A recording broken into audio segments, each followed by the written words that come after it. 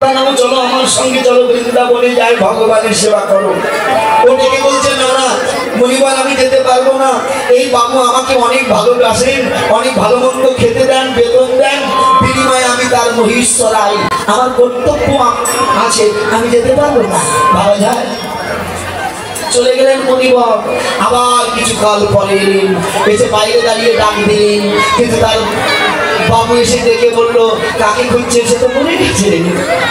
বনে বনে মহিষ চড়িয়ে বেড়াতেন, সর্প আঘাতে তার মৃত্যু হয়েছে। কোথায় গেল? ধ্যান যোগে দেখলেন তিনি এক বাবুর বাড়ির কুকুর হয়ে জন্মেছে, বাড়ি পাহারা দেয়। বা বুঝতে পারছো তো বিষয়টা কি? বাড়ি পাহারা দেয় কুকুর হয়ে। কুকুরের মাথায় হাত দিয়েছে মায়া শঙ্কা, চিনতে পারো না কি ছিলে, কোথায় এলে? চলো আমার সঙ্গে বৃন্দাবনে যাই, আমার সঙ্গে ভজন সাধন করবে। কুকুর বলল মনুষ্যগুলি জন্ম নিয়ে পারিনি, কুকুর হয়ে কি আর হবে? কি বাবা কুকুর হয়ে কি হবে? কে বলেছ হয় না? তুমি যেগুলি যেখানেই থাকো একটু হরি বলে ডাকো, তাই হবে। কি বাবা? বললো না না আপনি জানেন না, এই বাবু আমাকে ভালোবাসেন, ভালো মন্দ খেতে দেয়, বিনিময়ে আমার বাড়ি পাহারা দিতে হয়, আমার কর্তব্য শেষ হয় না। চলে গেছে পরিবার। কিছুকাল পরে যে শুনলো কুকুরটা মরে গেছে। কোথায় গেছে? নর্দমার কীট হয়েছে। নর্দমার কীট, ওই কীটটা হাতে তুলেছে। কি গো মায়া শঙ্কর? ওটিকে কি বলছে জানেন?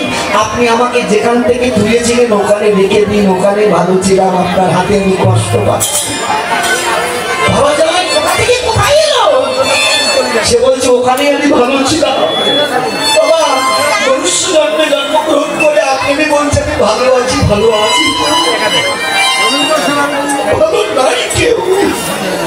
তবে দেখুন একমাত্র ভালো থাকতে পারতাম যদি গোবিন্দ চরণে নিজেকে সমর্পিত করে দিতাম।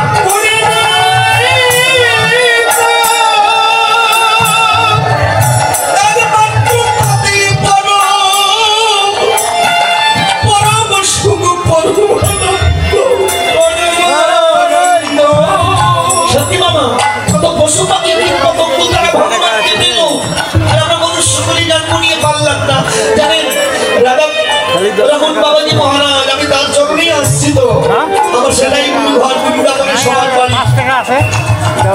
কি বলবো আমার এই বাবাজি মহারাজ, তিনি প্রত্যেকদিন ভাগবত পাঠ করতেন, আর একটা কুকুর এসে প্রত্যেকদিন সেখানে ভাগবত কথা শুনতেন, আপনারা শুনেছেন। একদিন কিছু ভক্তরা ডেকে বলতো কুকুরটাকে দুধ দুধ করে বাইরে তাড়িয়ে দিচ্ছে। বাবাজি ডেকে বললো দাঁড়াও, ওকে তাড়িও না, গোবিন্দ সেবার জন্য দেন কিছু করি। জানো ওখানে ভক্ত ছিল পূর্ব জন্মে, হয়তো কোনো দোষে কুকুর জন্য প্রাপ্তি হয়েছে, কিন্তু ভক্তিটাও নষ্ট হয় না। ঠিক আছে? সত্যি বাবা, আমার গুরুদেবের বাড়ি হাসনাবাদ বসিরহাট, রাধা বলুন বাবু, আপনার নাম শুনেছেন, অনেক কীর্তন শুনেছেন তার। আমার বাবুর বাড়ি এখন একটা কুকুর আছে, সে একাদশীতে কোনোদিন ভাত খায় না। ভাবা যায় কি কেমন ভাবে চলছে জগতে, আপনি আমি জানি না। অনেকে এগুলো হচ্ছে, তো কি বলবো আপনাদের কাছে। ওই কুকুর প্রত্যেকদিন আসে ভাগবত শ্রবণ করে, যখন ভাগবত বিশ্রামে দেওয়া হয় কুকুরটা চলে যায়। কিন্তু সেদিন ঘটল একটা দুর্ঘটনা, জানেন? ভাগবত বিশ্রামে দিয়েছেন, সবাই দলে দলে চলে গেছে, কুকুরটা শুয়ে আছে। বাবাজি মহারাজ হাত দিয়ে বলো কি রে যা, ভাগবত বিশ্রাম হয়েছে, কাল আসিস। কুকুরটা ওঠে না, সবাই চলে গেছে। বাবা তখন হাত দিয়ে বললো কি রে ওঠ। দেখলেন কুকুরটা আর না। পৃথিবীর মায়া ত্যাগ করে নিঃশব্দে কখন তিনি তার জগতে ফিরে গেছে। যাতে ভাগবতের অসুবিধে হয়, ভক্ত কষ্ট পায়, নিঃশব্দে কুকুরটা চলে গেছে, একটু নড়েও নাই। আমার বাবাজি মহারাজ কুকুরটাকে পক্ষে জড়িয়ে ধরে বলেছিল, রে তোর জগৎ ধন্য, সাধু সঙ্গে ভাগবত আস্বাদন করতে করতে তুই দেহ ত্যাগ করে চলে গেছিস। তুই জেনে সেখানে থাকিস, ভগবানকে বলিস একদিন তোর মতো আমি যেন হরি নাম করতে করতে এই জগৎ ছেড়ে চিরজন্মের মতো যেতে পারি।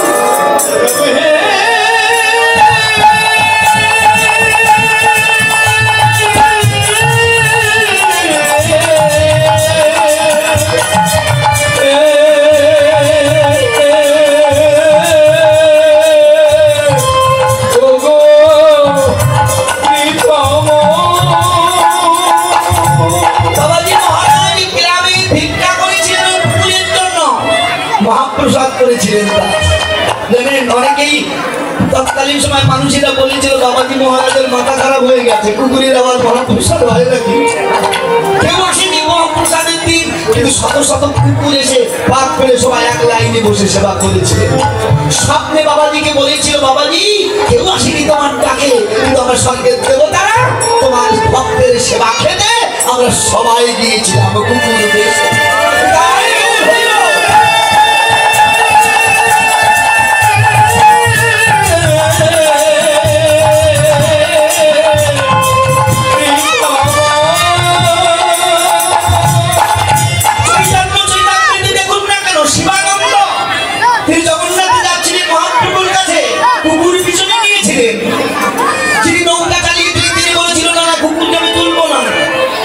শিবানন্দ বলেছিল, যার যত করি হয় প্রত্যেককে যেমন করে দিচ্ছি কুকুরের বিনিময়ে আমি তোমাকে করি দেব, তুমি পার করে দাও।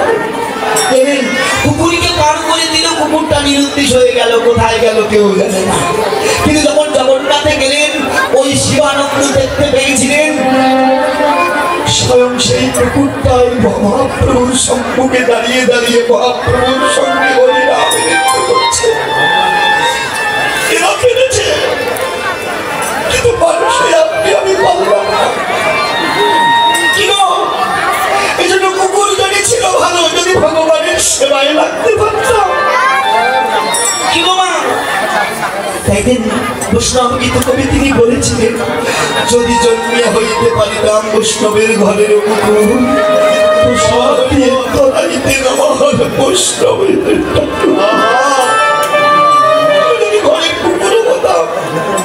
শান্তি হয়তো একদিন আমার দিয়ে দিতেন আমার বৈষ্ণবের ঠাকুর। এই জন্য বেলা অবসান হয়ে গেছে গো, আর সময় নয়, চলো তোরা ঘরে যাও।